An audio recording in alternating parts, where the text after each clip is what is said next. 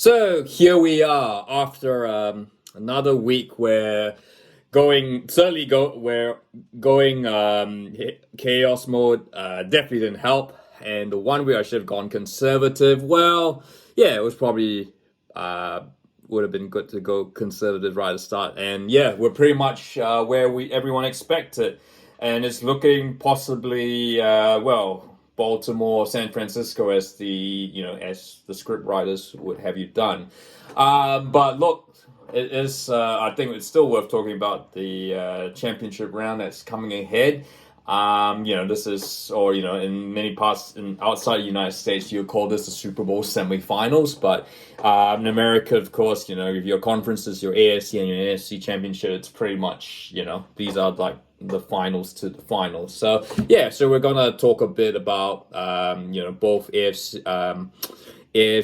and NFC Championship games.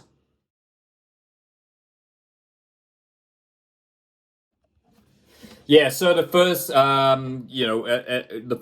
championship game, it's going to be for the AFC. Of course, they do all the NFL alternates between in terms of who plays first.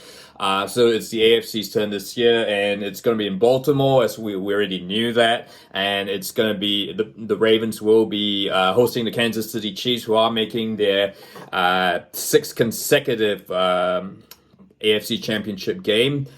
They're two more away from matching my Patriots record, and I really hope they don't. But if they do, oh well, that's life. So look, I think it is. I think everyone's tipping the Ravens at home, given their record. Look, but I think the Chiefs have shown that it's not going to be fully straightforward, I guess. Yeah, look, people were tipping the Bills last week. They were at home. The Chiefs, MVS, Kadarius Toney. The lack of receivers, the fact that they were sort of relying on Rashid Rice and Isaiah Pacheco to get that offense moving. But look, I guess, the Chiefs showed that they are still the team to beat in the AFC, and I think come championship game, I think they're not gonna be easy beats. Even though Baltimore had I guess I guess the question is, have Baltimore really been tested? I know the Texans sort of gave them a good shot, but the Texans were their defense was kind of a bit banged up. Kansas City's defense, on the other hand, has been, the real surprise factor under Spagnuolo, and that's the thing that really won them that game against the Bills.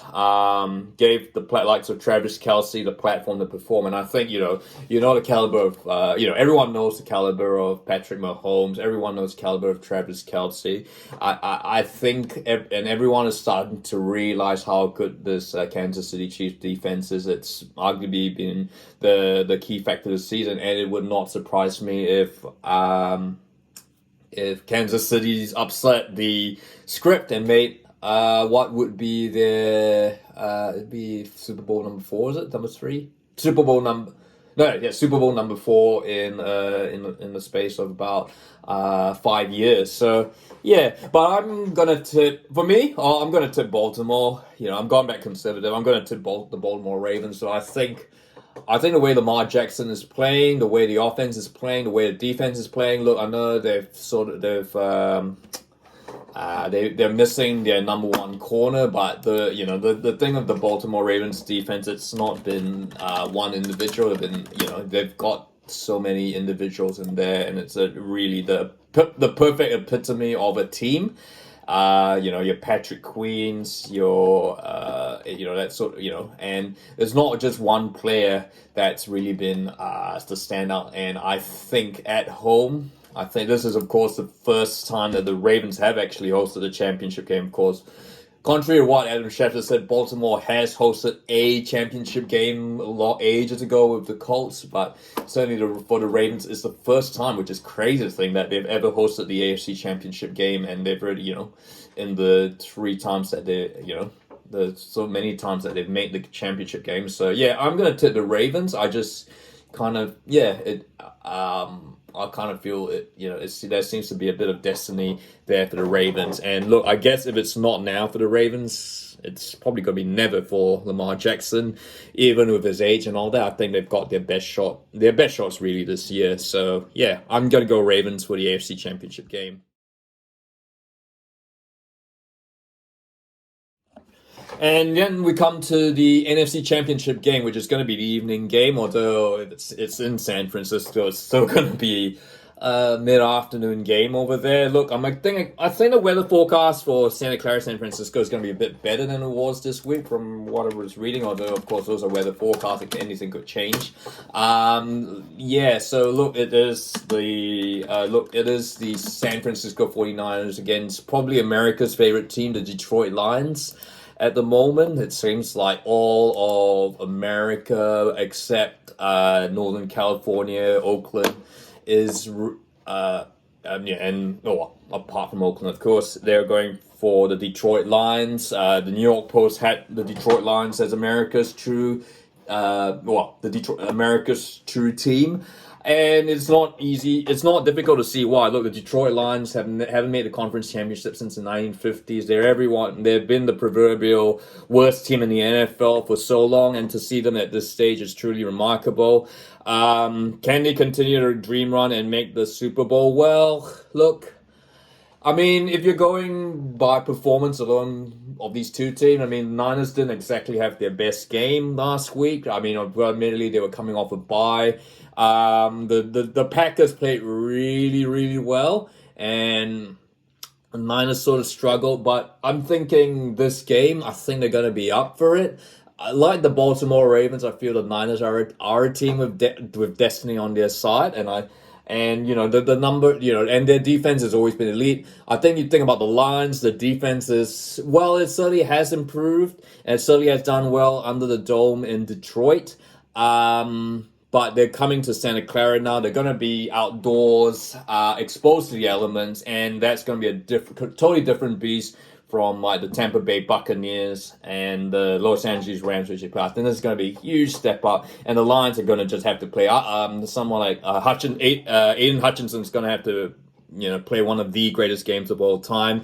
Jared Goff is going to have to play one of his greatest games of all time, and I think his record against the Niners is not particularly great either as the Rams. So, and of course, Niners, you talk about, I guess that's the hate for Brock Purdy, but I think it seems a bit much. They talk about how Deebo Samuel, Christian McCaffrey, and Brandon Ayuk, George Kildare.